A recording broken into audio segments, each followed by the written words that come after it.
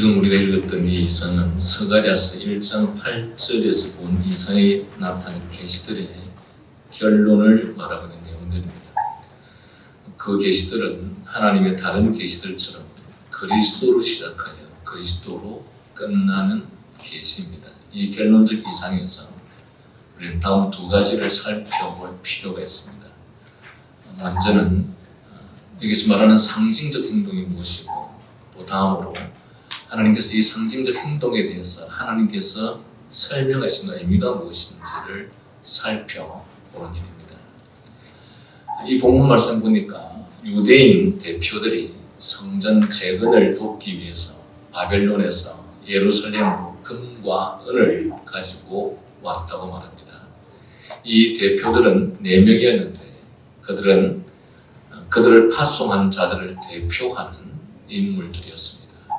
여러분 잘 아시는 것처럼 이 스가랴서는 이스라엘 백성들이 바벨론 포로로 잡혀갔다가 포로에서 돌아오고 난 이후에 되어진 일들이고, 그런 가운데서 이 바벨론에서 이스라엘의 대표자들을 통해서 이스라엘의 금과 은을 보낸 내용들을 지금 말하고 있습니다.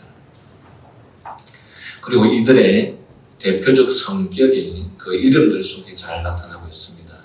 이름들은 원래 의미가 깊은데 더욱이 두 사람의 경우는 그것이 의미심장하다는 것에 주의를 끌기 위하여서 이름이 개명되고 있는 것을 볼 수 있습니다. 먼저 건강하다는 의미의 헬게는 강하다는 의미의 헬레모로 개명되는 것을 볼 수 있습니다.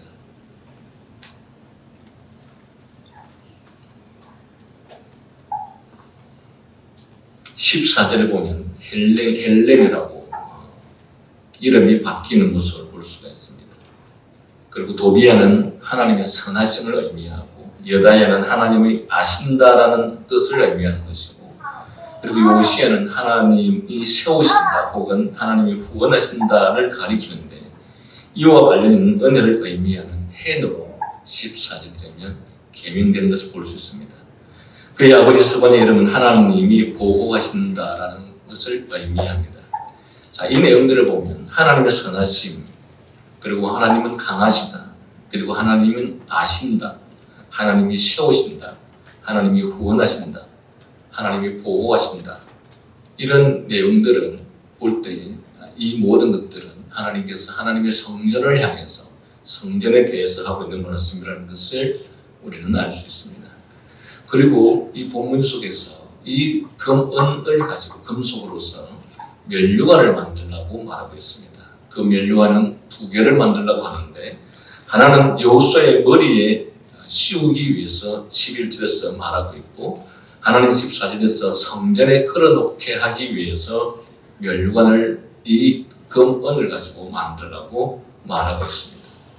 우리는 이 상징적 행동에 의미하는 바 이 설명에 2가지 점이 포함되어 있음을 알 수 있습니다. 첫째는 여호수아의 머리에 면류관을 씌우는 것은 무엇을 의미하는 것인가? 왜 여호수아의 머리에 면류관을 씌우라고 하는 것인가? 둘째, 왜 그 재료를 대표단이 가져온 보물에서, 금은에서 취하여서 이것을 만들라고 하고 있는 것인가? 첫째로 우리는 여호수아가 면류관을 잡는 동작의 의미는 무엇인가에 대해서 살펴볼 필요가 있습니다. 우리가 이미 넷째 이상에서 살펴본 대로 대제사장 여호수아 자신은 하나의 예표적 인물입니다. 그래서 예표적 인물로서 이 상징적 행동을 받기에 적합한 사람이었습니다. 그러기에 이 상징은 왕적 권위를 부여한다는 것으로 의미심장한 말씀입니다. 그리고 이 왕권은 대제사장 여호수아 개인에게 약속될 성질의 것이 아니었고, 사실은 이 왕권은 다윗 가문에 국한되었기 때문에 지금 이 여호수아에게 면류관을 만들어서 면류관을 씌운다라고 하는 것은 단지 상징일 뿐이고, 그리고 여호수아 자신 개인에게 씌우라는 의미가 아니라는 것을 다시 한번 반복해서 말씀드립니다. 왜냐하면 말씀드린 바와 같이 왕권은 다윗 가문에게만 있기 때문입니다. 그런데 왜 이 여호수아에게 면류관을 씌우라고 이렇게 하고 있는가? 따라서 이 왕권은 메시아의 예표로서의 여호수아, 즉 예표적 성격으로 여호수아에게 언급된 것이 분명하다는 것을 알 수 있습니다. 여기서 싹이라는 말을 보더라도 싹, 또 다른 과거의 우리 성경에서는 순이라고 그렇게 표현하고 있었는데 이 싹이라는 말을 보더라도 이 사실은 분명합니다. 싹, 순이란 것은 사실상 예수 그리스도 메시아를 칭호할 때 사용하는 표현입니다. 그러므로 이 본문에서의 여호수아에 대한 대관식은 바로 메시아에게 왕권을 부여하는 것을 예표적으로 보여준 것입니다. 즉 여호수아라고 하는 상징적 인물을 통해서 지금 이 이스라엘에 하나님께서 성전을 세우시고 그 성전의 왕권을 쥐고 계시는 분이 누구이신가? 바로 예수 그리스도라는 것을 말하기 위해서 그를 상징적 인물로 사용하고 있다라고 하는 것입니다. 싹이라 이름하는 사람이 자기 곳에서 돋아났어 라는 이 구절은 그의 기원이, 그의 출발이, 그의 시작이 미천하다는 것을 보여줍니다. 그는 눈에 보이는 영광과 위엄을 띠고 하늘에서 만인 앞에 그렇게 초림할 것이 아니라, 다시 말하면 예수 그리스도께서 이 땅에 오실 때에 눈에 보이는 영광과 위엄을 가지고 하늘에서 만인들 앞에서 마치 이분이 메시아이시구나 라고 하는 모습으로 나타나는 것이 아니라 한 싹이 돋아났어, 한 순이 돋아났어 라는 이 표현은 그리스도가 이 땅에 우리를 구원하러 오실 때에 정말 누가 봐도 별 볼 일 없는 미천한 모습으로 오실 것이다 라는 말씀을 의미하는 것이죠. 인간 예수의 모습이 참 모습이 바로 그러했습니다. 그는 30년간 예수님께서 이 땅에 오셔서 공생의 생애를 시작하기 전 30년 동안 그는 목수의 아들로 지냈습니다. 예수 그리스도께서 30년 동안 목수의 아들로 지내고 있었을 때 누가 예수 그리스도가 하나님이시라는 것을 알 수 있었겠으며 어느 누구가 저분이 위대한 대단한 인류를 구원하실 분이라고 누가 예상할 수 있었겠습니까? 그런데 이 무명의 나사렛 사람이 많은 사람들의 그늘에 묻혀서 서서히 자라나기 시작했던 것이죠.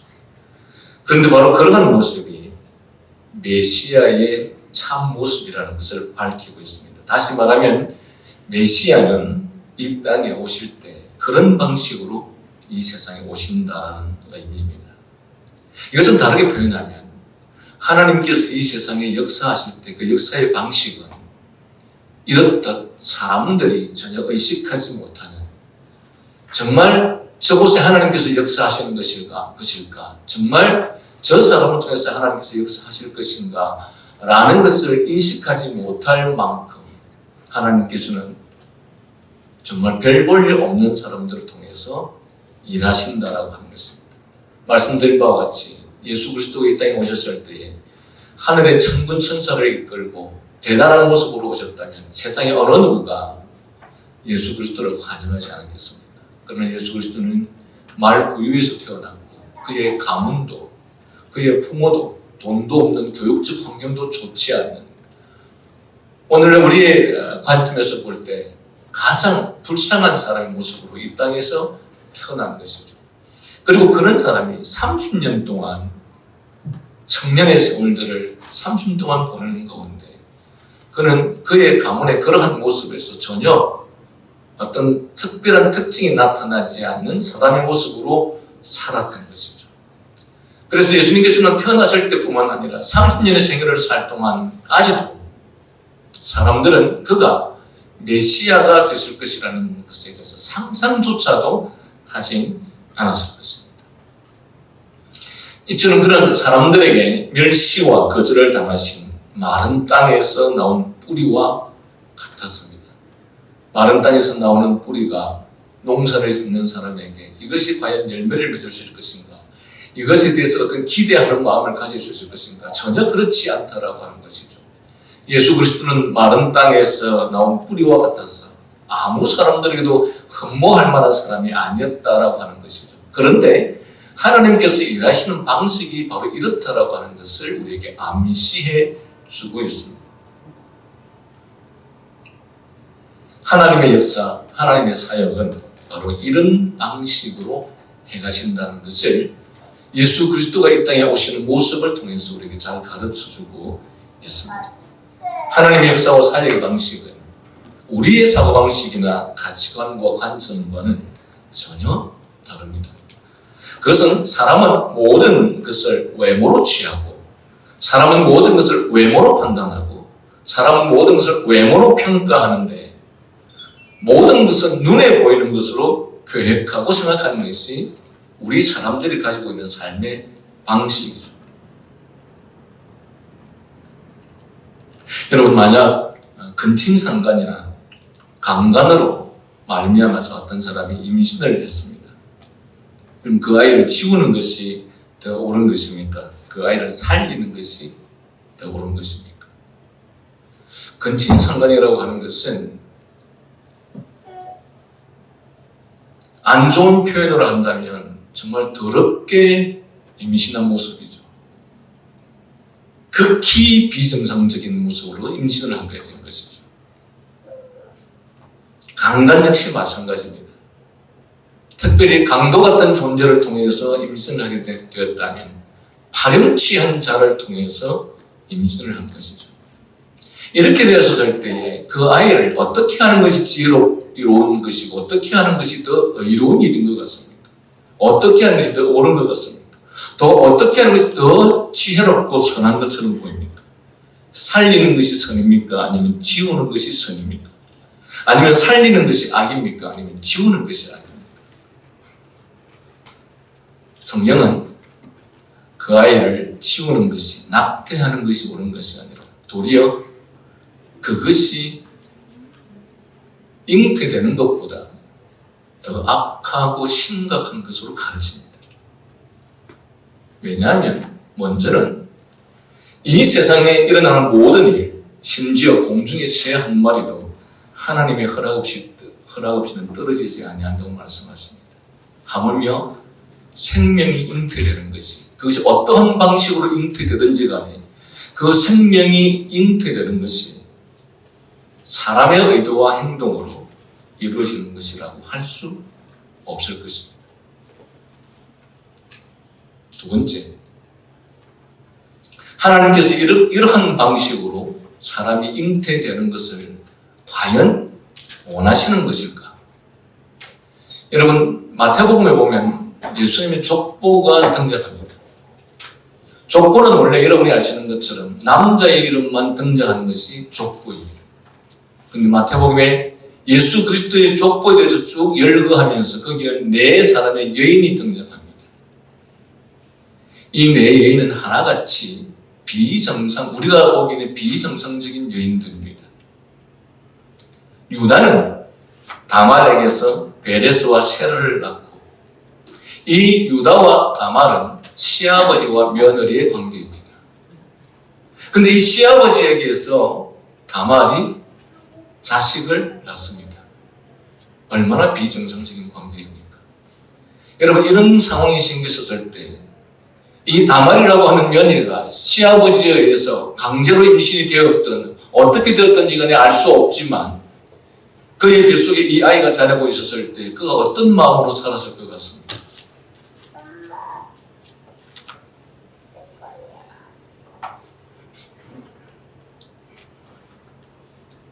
오늘 우리가 읽고 있는 책 중에 하나가 우리가 어떤 방법으로 임신이 되었는가는 중요하지 않다.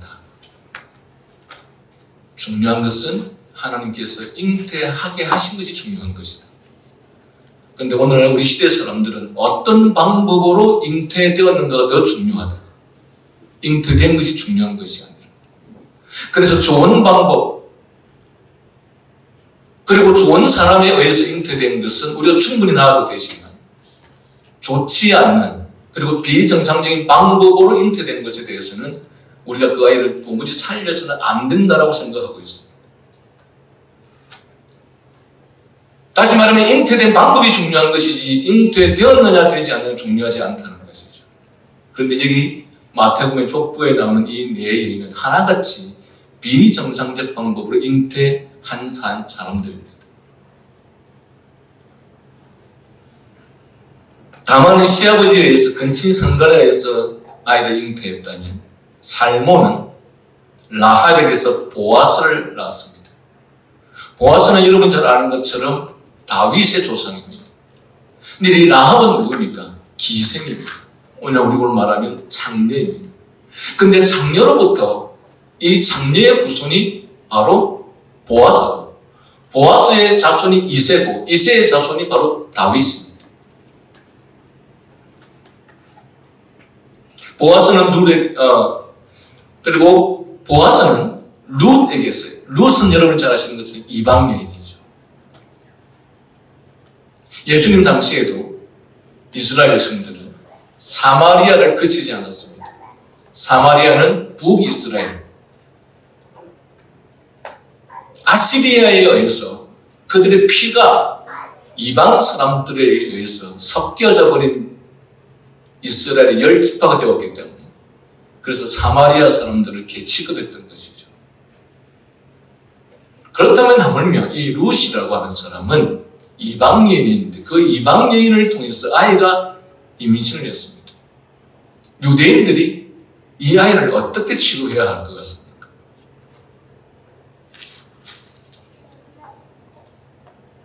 그리고 우리의 아내가 누굽니까? 바세바이죠. 다윗은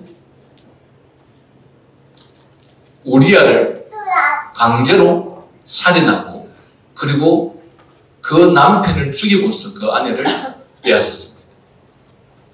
그리고 그렇게 빼앗은 사람을 살인해가면서까지 빼앗은 그 여인으로부터 태어난 자식이 바로 솔로몬입니다.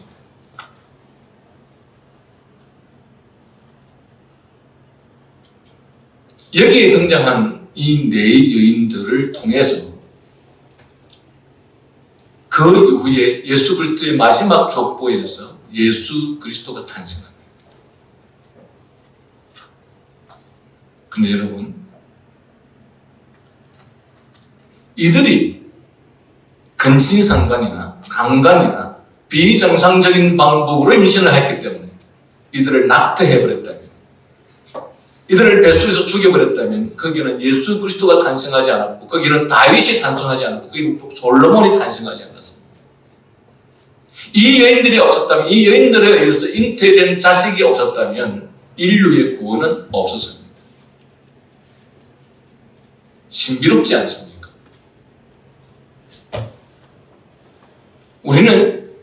우리가 누구에 의해서 누구로 말미암아 임신을 하였느냐가 너무 중요하기 때문에, 그래서 그 아이가 어떻게 될 것인가에 대해서 우리는 미리 상상을 합니다.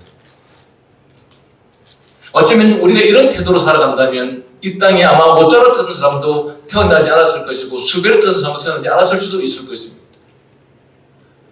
우리가 낳게 그 아이들이 어떤 사람이 될지 우리가 어떻게 압니까? 모든 인간의 주권은 하나님이 있습니다. 사람을 훌륭하게 만드느냐 만들지 않느냐는 하나님의 주권에 있습니다. 하나님께서 그 사람을 만드는 것이지 우리가 그 사람을 만드는 것이 아닙니다.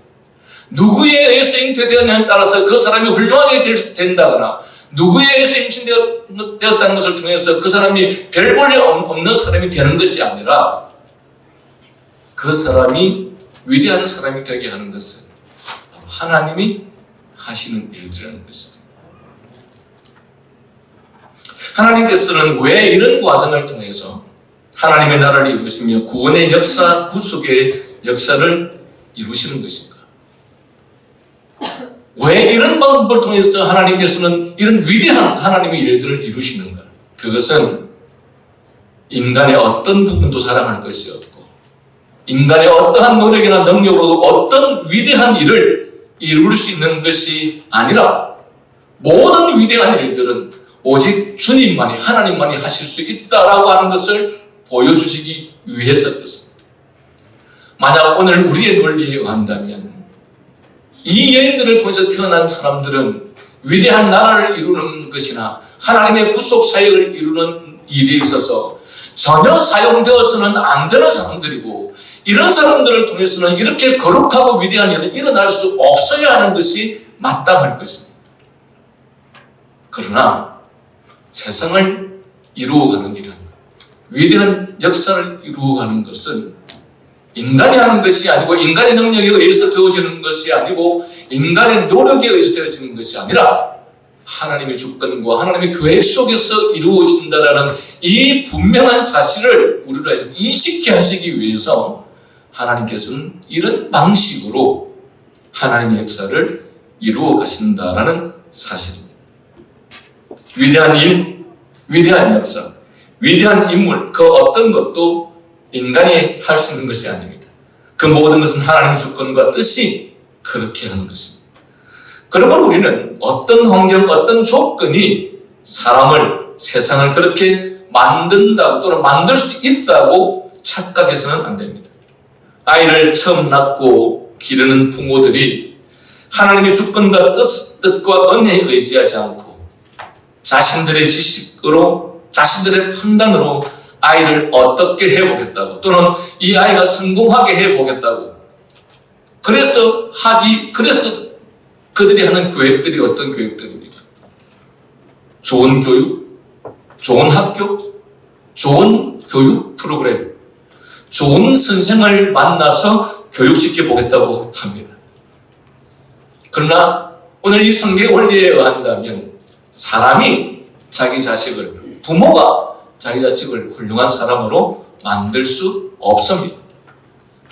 하나님을 경외함을 통해서 하나님께서 그런 환경을, 그런 상황을 만드시고, 또 하나님께서 그 아이에게 지혜와 총명을 주시고, 그리고 이 모든 일은 하나님의 뜻에 의해서만, 하나님의 주권에 의해서만 이루어질 수 있다라고 하는 것을 성경은 가르치고 있습니다.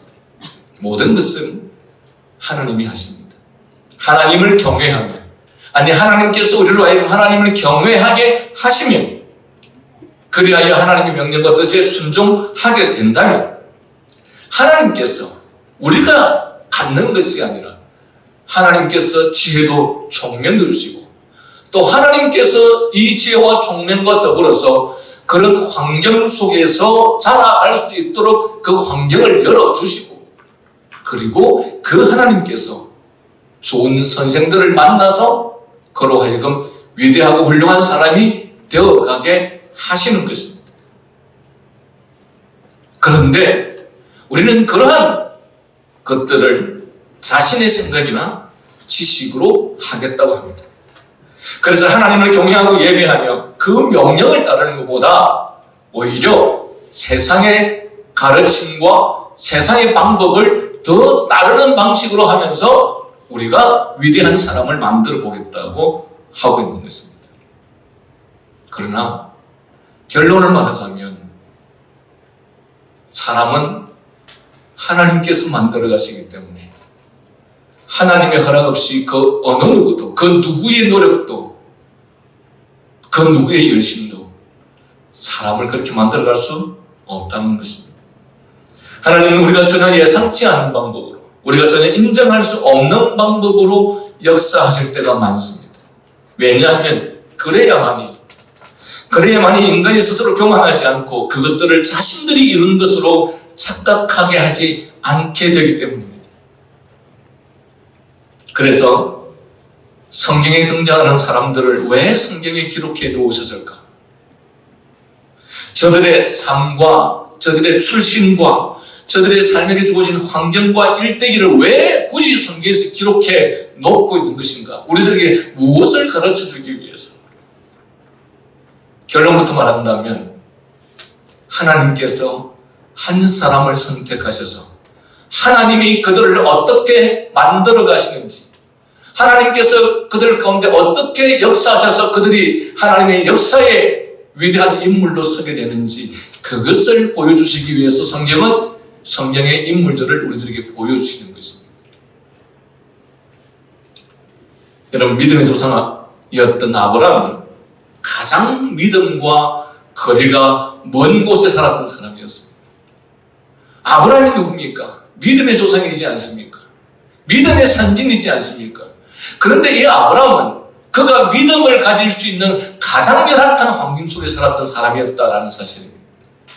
그는 갈대아 우르에 살았던 사람이었죠. 즉 우상의 도시였습니다.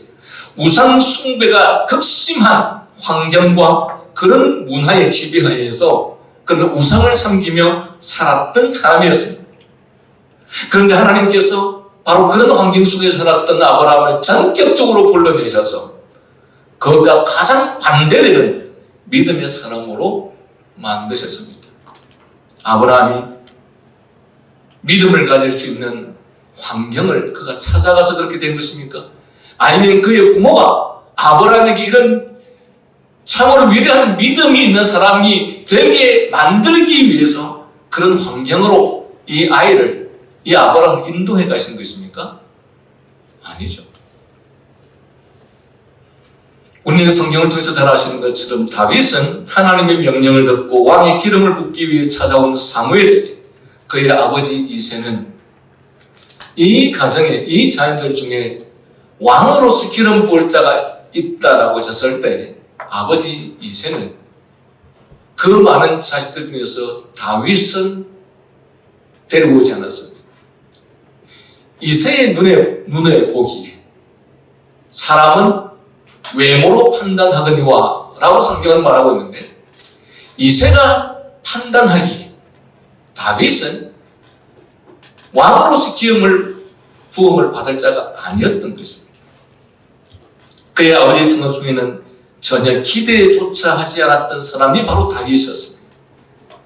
그러나 하나님께서는 그를 잘 안다는 아버지와는 전혀 다른 평가를 하신 것이죠. 가장 말째 아들로서 왕의 조건으로서 가장 거리가 멀어서 아버지 이새가 아예 사무엘에게 보여주지도 않았던 사람이 바로 다윗이었습니다. 모세는 어떻습니까? 그가 지도자로서 가져야 하는 좋은 조건으로 살았던 사람이었습니다. 그는 좋은 가문의 사람이었습니까? 그는 부모가 명문가에 있었던 사람이었습니까? 아니면 그가 지식이 많은 부모 밑에서 자랐습니까? 그가 어떤 좋은 환경에서 태어난 사람이었는가? 그리고 여러분이 잘 아시는 것처럼 그는 그 시대의 주류의 사람이 아니었습니다. 그는 애굽 사람이 아니었고 그는 애굽의 노예였던 히브리 민족이었습니다. 어떻게 그가 왕궁에 들어갈 수 있었고 그가 어떻게 왕궁에서 왕자의 교육을 받을 수 있었겠습니까? 그의 부모가 전략적으로 우리 아들을 좋은 환경에서 교육을 시켜야 되겠다, 좋은 선생을 만나게 해서 교육을 시켜야 하겠다 해서 이렇게 된 것입니까? 아니죠. 모세가 이런 교육 환경 속에서 이런 교육을 받기에는 가장 거리가 멀어져 있던 사람이었던 것이죠. 사람들은 좋은 교육 조건, 좋은 출신, 또는 가문, 또는 좋은 교육 환경에서 자라는 사람들이 훌륭한 사람들이 된다고 생각합니다. 그리고 좋은 학벌이 위대한 일을, 업적을 남길 수 있다고 생각합니다. 그래서 우리의 자녀들을 어떻게 해서라도 좋은 학벌을 가지게 하려고 애쓰고 노력합니다. 그래서 할 수만 있다면 좋은 조건, 좋은 환경을 갖추어서 위대하고 훌륭한 사람들을 만들 수 있다고 생각을 합니다. 그렇다고 생각하기 때문에 우리 아이들을 어떻게 해서라도 우리의 남편이 받는 월급의 30%, 40%를 써가면서까지라도 좋은 학교, 좋은 교육 환경을 만들어주면 이 아이들이 훌륭하게 될 것이라고 생각을 하는 것이죠. 다시 말씀드리면 우리가 사람을 그렇게 만들 수 있다라고 생각합니다. 그러나 세상은 하나님을 경외하는 사람들이, 믿음의 사람들이 세상의 역사를 이루어갑니다. 그리고 세상의 역사를 할 때 그 역사는 무조건 눈에 보이는 것으로 이루어져가는 것이 아니라 하나님께서 원하시는 방식으로만 세상은 이루어져 갑니다. 그러나 사람에 의해서 세워진 사람들은, 사람에 의해서 세워진 지도자들은 하나님의 뜻과 진리와 의와 정의와 반대의 길로 가기 때문에 결국 그들이 다스리는, 통치하시는 하나님 나라는 반드시 멸망의 길로 가게 되어 있다는 사실입니다. 오늘날 경건하지 않는 자들에 의해서, 하나님을 경외하지 않는 자들에 의해서 만들어져 가는 이 세상이, 우선은 지금은 그 세상이 발전, 성장해 가는 것처럼 보일지 모르겠습니다. 어쩌면 오늘 우리의 자녀 중 누군가가, 또한 우리의 개인 한 사람이 지위와 명예와 권세와 좋은 학벌을 가진 여러분의 자녀들이 성공한 것처럼 보일지 모르겠습니다. 우선은 좋은 직업을 갖고, 우선은 명예를 갖고, 우선은 어떤 많은 돈을 벌지도 모르겠습니다. 하지만 하나님을 경외하지 않는 자들에게서, 진리를 제대로 인식하지 못한 자들에게서 나타나는 결과는 결국은 패망하는 것이요, 멸망하게 되었습니다. 일시적으로 눈에 보이는 성공처럼 보입니까? 절대 결코 그렇지 않습니다. 사실은 그들의 삶은 오히려 점점 멸망을 향해서 무너져가고 있다는 사실을 우리는 기억해야 합니다. 참으로 평화롭고 질서 있으며 온전한 세상은 오직 하나님만이 만드실 수 있고, 그리고 하나님만이 사람들을 통해서 그 일들을 이루어 가실 수 있습니다. 오늘 어리석은 인생들이 내가 세상을, 위대한 세상을, 내가 평화로운 세상을, 내가 의가 통치하는 세상을 만들 수 있다고요? 천만에요. 그 자신이 죄로 말미암아 부패한 본성을 가지고 있는데, 그 자신이 전적으로 타락한 사람이고, 그 자신이 전적으로 죄로 말미암아 오염되어 있는 사람인데, 그 자신이 마음의 생각이 항상 악한 존재인데, 어떻게 그가 선을 향할 능력이 조금도 없는데 어떻게 그가 의로운 세상을 만들 수 있습니까? 그런 일은 없습니다. 그런데 그런 자들이 더 많은 학벌과 권세와 명예와 능력을 가지면 가질수록 우리에게 일시적으로 좋은 세상으로 보일지 모르나, 그러나 그 세상은 결국은 파멸하는 세상이 되고 만다는 것입니다. 앞에서도 말씀드린 것처럼 예수님은 어떻습니까? 목수의 아들로서 30세까지 그런 무명으로 살았던 사람이었습니다. 사람들은 별 볼 일 없는 환경에서 자라는 사람이, 그런 사람들이 훌륭한 사람이 된다고 생각하지 않는다는 것을 조금 전에 이미 말씀드렸습니다. 그러나 예수 그리스도는 바로 이런 환경 속에서 지도자로서 매력을 느낄 만한 그런 환경에서 자라지 않았습니다. 외적으로 보기에, 눈으로 보기에 별 볼 일 없는 사람들은 그들의 장래도 별 볼 일 없는 사람이 될 것이라고 생각할 것입니다. 그러나 사람을 세우는 것은 말씀드린 바처럼 환경이 아니라 하나님의 뜻이고, 그런 하나님은 하나님의 사람을 믿음의 사람으로 세우셔서 바로 그런 사람들을 통해서 세상의 역사를 이루어가고 또한 하나님의 일들을 이루어갔습니다. 예수님이 그런 측면에서 대표적인 분이시죠. 당시에 그의 출신, 가문, 직업, 교육 환경 어디를 보아도 그가 그런 위대한 분이 되실 것이라고 예상하지 못했을 것입니다. 그러나 하나님은 어떤 자를 부끄럽게 하기 위해서요? 부한 자를 부끄럽게 하기 위해서, 지혜로운 자를 부끄럽게 하기 위해서, 용사를 부끄럽게 하기 위해서 부족한 자를 사용하신다고 말씀하신 것입니다.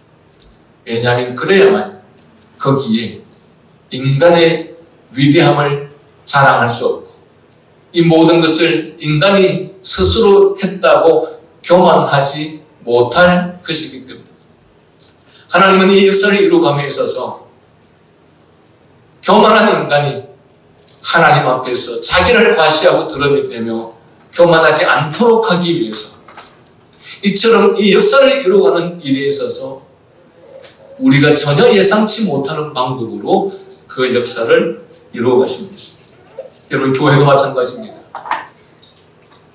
지금 여기 유대인들은 교회의 영향력은 화려한, 눈에 보이는 성전, 눈에 보이는 규모 등이 사람들에게 영향을 끼치고 하나님의 영광을 나타낸다고 생각했습니다. 그래서 그들은 과거에 화려했던 예루살렘 성전을 그리워하고 지금 자신들의 눈 앞에 보이는 성전은 너무도 초라해 보여서 아무 역할도 할 수 없는 것처럼 보이고 이 초라한 성전이 무슨 하나님의 영광을 나타낼 수 있겠느냐 생각하면서 그들은 슬퍼했던 것입니다. 이 타락한 사람들의 가치관과 사상은 오늘 우리 시대에도 동일하게 있어서 오늘날 교회들이 얼마나 온갖 화려함을 추구하고 또한 사람들을 끌기에 좋은 환경을 만들어 가려고 하는지 모릅니다. 그리고 교회의 영향력이 바로 거기에 있다고 착각을 하는 것이죠. 그러나 교회의 영향력은 외적인 규모가 아니라 교회의 영향력은 바로 영적인 것에 있다는 사실입니다. 그리고 하나님은 세상 사람들이 보는 외적인 것으로 역사를 이루어가지 않습니다. 예수님이 계실 당시의 사람들은 그분의 위대하심을 역사적, 실질적, 물리적 해방과 정복과 승리를 통해서 평가하고 예상했었습니다. 그들은 메시아가 오면 그 메시아가 어떻게 세상을 바꿀 것인가? 그들은 당시에 이스라엘이 로마의 압제에 있었기 때문에 역사적 측면에서 그 로마의 압제부터 해방시켜줄 것이라고 물리적으로 외적으로 생각을 했죠. 실질적으로 그런 일들이 일어날 것이라고 생각했습니다. 바로 그런 측면에서 예수 그리스도 메시아는 위대한 해방과 승리를 맛보게 할 것이라고 그들은 생각했었던 것입니다. 그러나 예수님은 오히려 물리적으로 정복해야 하고 승리해야 할 대상들에게 오히려 힘없이 죄인으로 잡혀 십자가에 죽었습니다.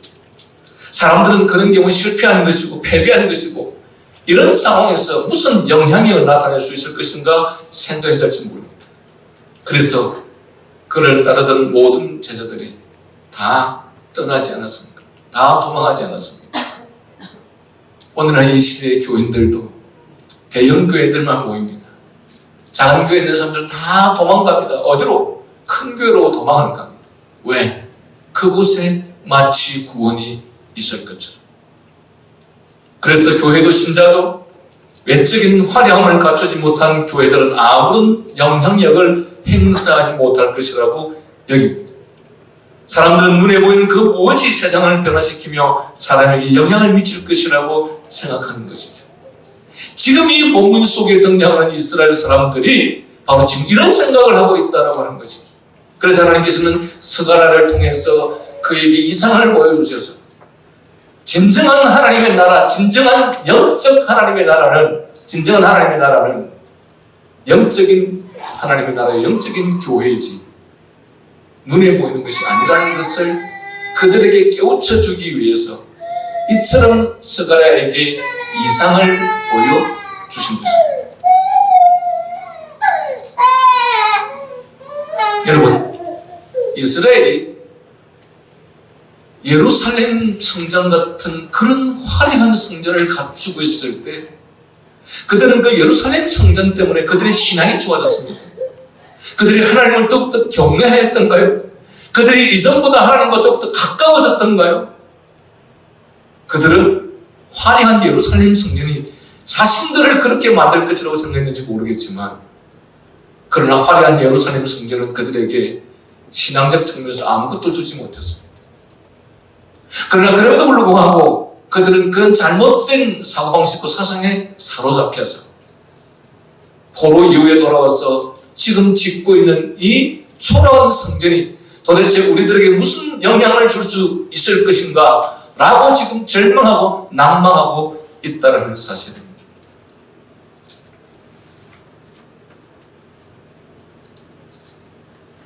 그러나 여러분, 조금 앞으로 돌아가서 그리스도께서 힘없이 죽으셨을 때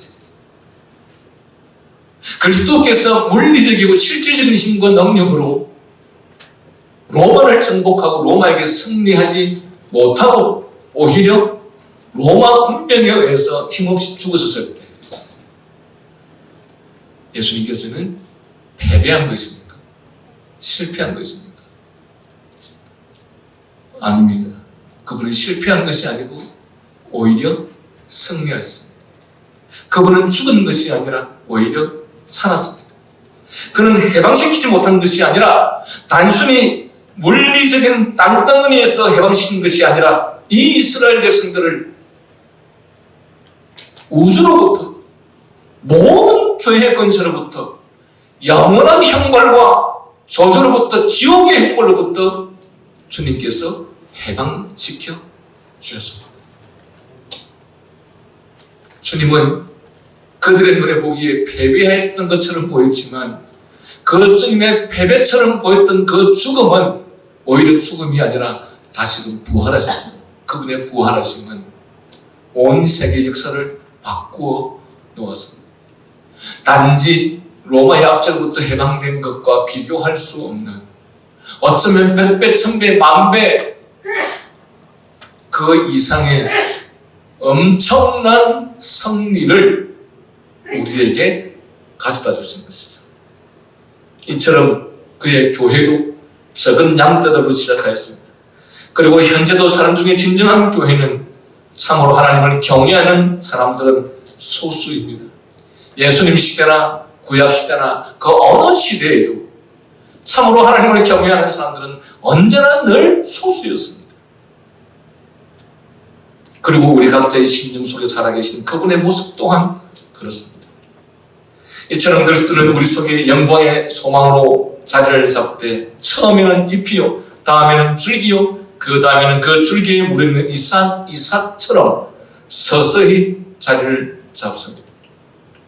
여호와의 전 건축이 그의 사역에서 탁월하게 중요함을 보여주기 위한 강조로서 반복하여 12절과 15절에서 여호와의 전이 건축될 것이다 라고 반복해서 말씀하고 있는데, 이 사실을 그리스도께서 친히 이렇게 설명하셨습니다. 요한복음 2장 19절에서 이 성전을 헐라 내가 사흘 만에 일으킵니다.